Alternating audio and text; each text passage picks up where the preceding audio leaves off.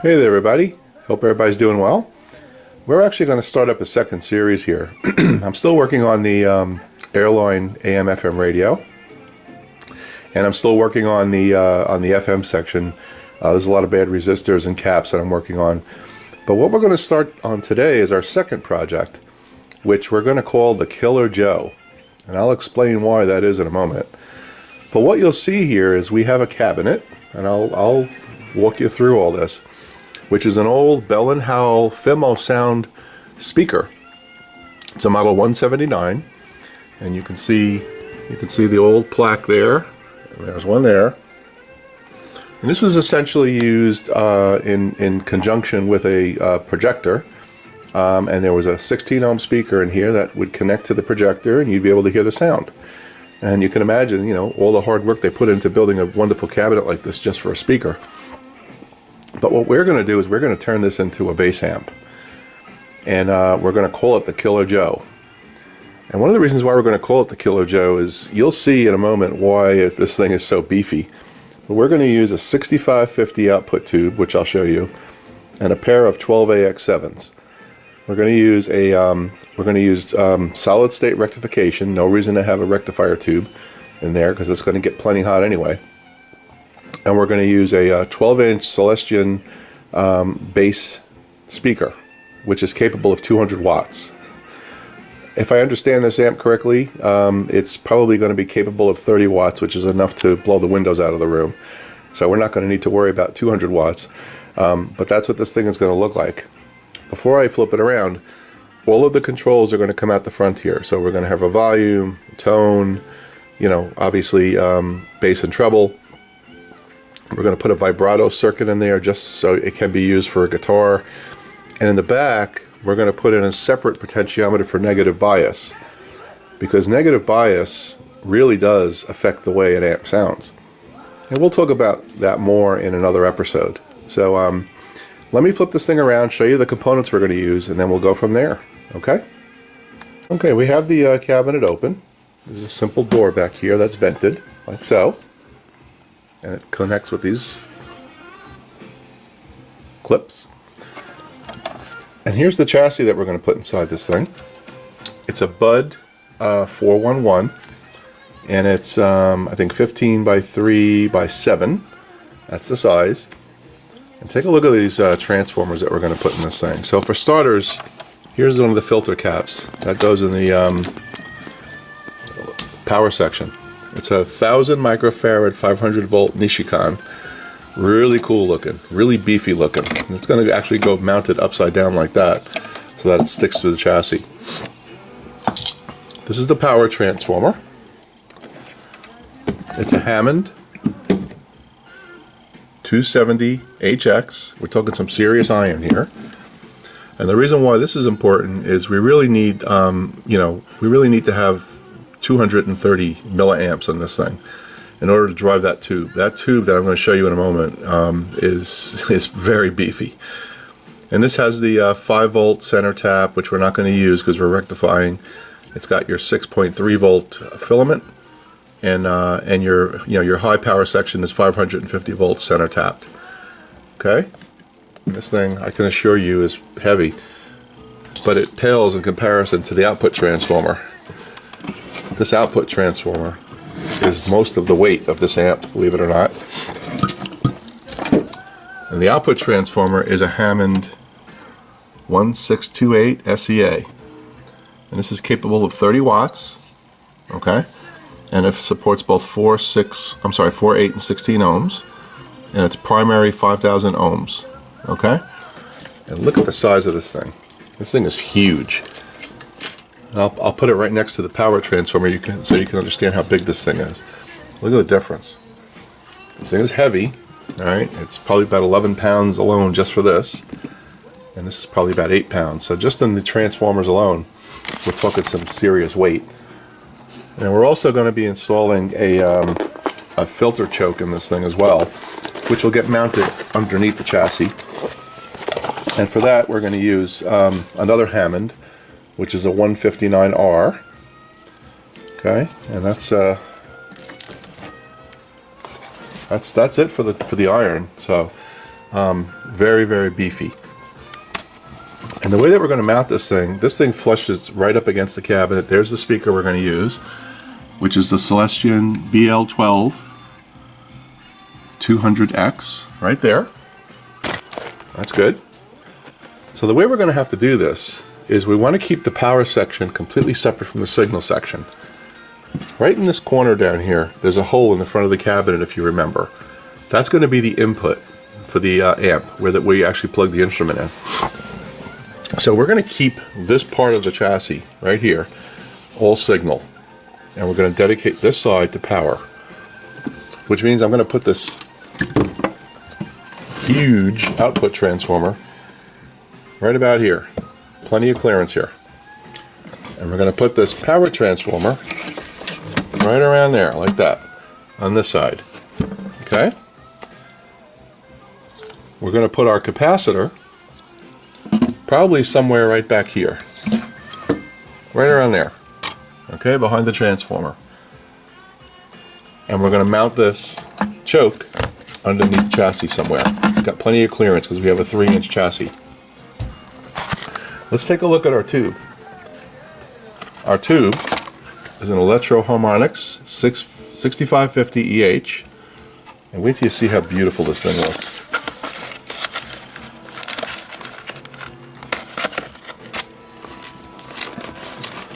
She's so big she doesn't want to come out of the box. There you go. Look at that thing. That is a nice looking tube. That's beefy. It's huge. Definitely bigger than a regular tube. And we're going to mount that right here in the center, right where it belongs, just like that, as close as we can get to the edge of the chassis. So she's probably going to end up sitting down here like this, if you think about the socket. So it'll end up sitting right underneath this, further out, but right underneath where the magnet goes. And she's going to go there, and then we'll have our 12AX7s right here, all signal. And we'll put the 12AX7s closer to the front because those are going to connect directly to the controls anyway. So we're going to have ourselves a nice looking heavy ass amp here, and that's why we're calling it the Killer Joe. Now, I keep saying we. So our good friend Brendan, who I've learned is just an amazing guy. Learned a lot about him. And if you don't know Brendan, you're missing out because the man just has a lot of experience, great stories, great things, and Brendan and I are actually working together on this one. He's told me he's worked on so many amps over the years, but he's never designed one. So we're going to design one together. So Brendan's doing all the hard work, I'm doing all the building, and I'm going to document it for you.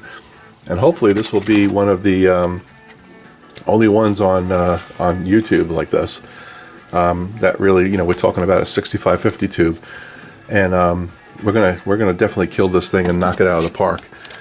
So the next step for me is going to be to lay out the chassis, mount all the components. So I'm going to have to drill holes in here, and here, and for the capacitor, and for the tubes. So I'll have to do that. And then underneath on the wiring, it's all going to be point to point, obviously. And what I'm going to do is on the tube sockets that we put in there, I'm going to mount terminal strips on each side of the tube socket with the same screws. If you're watching Mark at Blue Glow Electronics, he's building an amp as well and did it the same way. That's where I've gotten it from. So I'm going to use a lot of terminal strips in this thing. And we're going to use a star ground. We're going to have one ground point. Everything's going to go back to that ground point. So that's going to make it really good. We're going to use a fairly thick wire for our filaments. We're going to twist them, and we're probably going to use a little less thick wire for everything else. Probably a solid gauge wire. We're going to use some PTFE tubing for the components. And we're going to make things really, really neat under here. We've got plenty of real estate. Not worried about that. We're also going to have a speaker out that goes to the speaker. And I'm going to put in a bypass jack that if you plug in another speaker, it cuts off this one. So we're going to do that as well. And we're going to mount our standard power. We're also going to have two fuses on this thing. There's going to be a primary fuse for the ACN 120. And we're going to put a fuse on the center tap of the high power section just to protect the transformer in case something goes. So the one on the transformer is going to be a 0.5 amp fuse, and the one that goes in the power is going to be a 3 amp fuse. So let me show you what the design looks like really quick, and then we'll wrap this up. But I wanted to introduce you to Killer Joe, and she's gonna be really nice when this is done. And I'm actually going to use this amp, you know, for me, for practices and things, and probably for a smaller gig.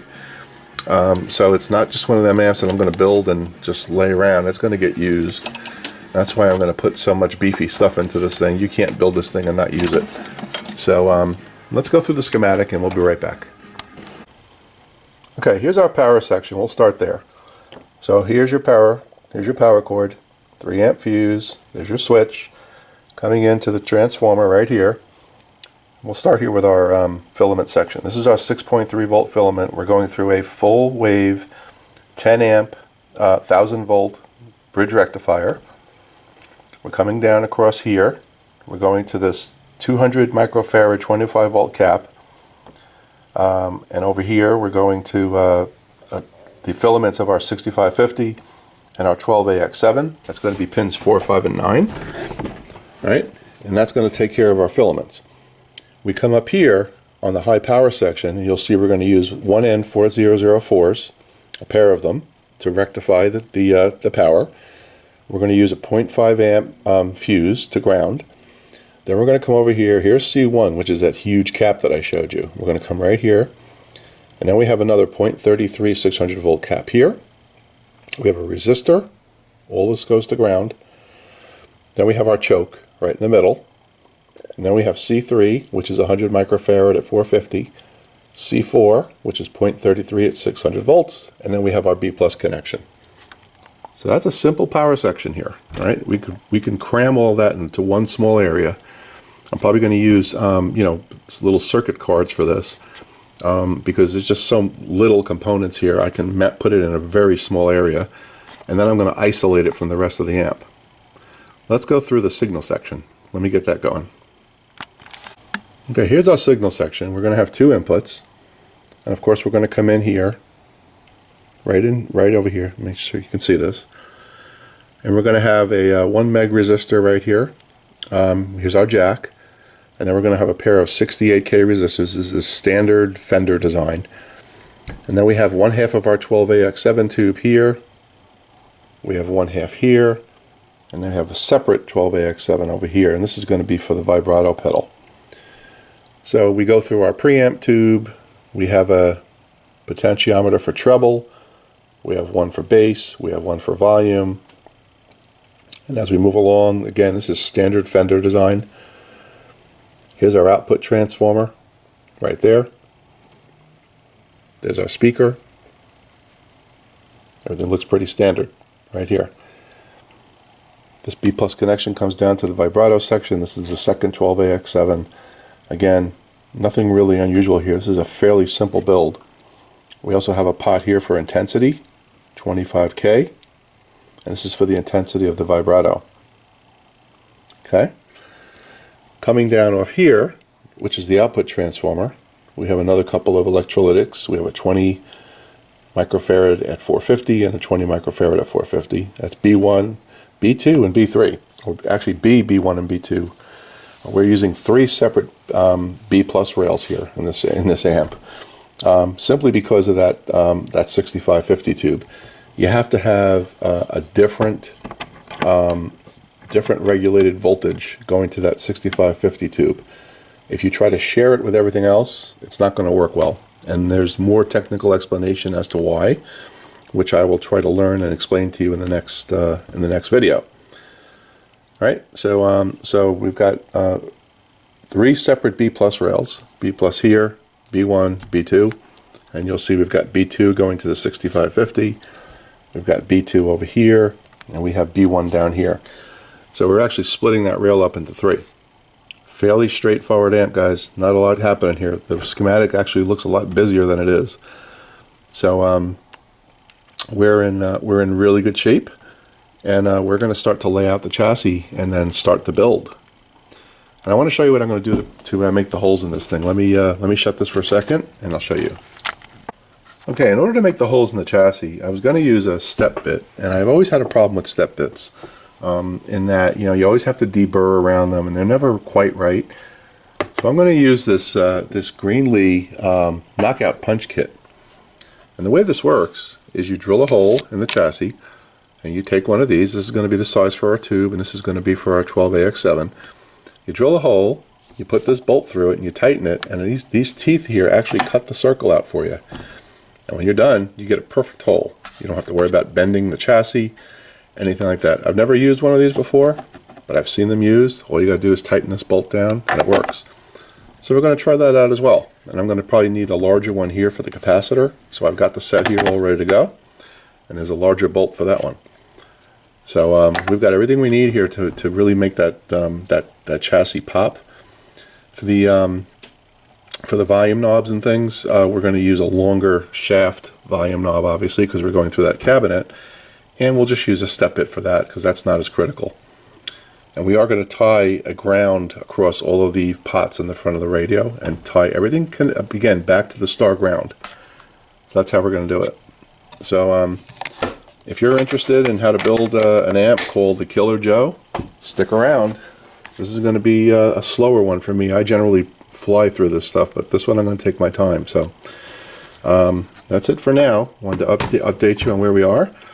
And I know I've missed a bunch of your videos out there, so apologies for that. I'm catching up. So everybody stay well, and a special thank you to Brendan for working with me on this. Really, really looking forward to learning a lot about how this works, especially after we build it, because we'll probably have to tweak it a little bit. Okay? Everyone have a great night. Thank you.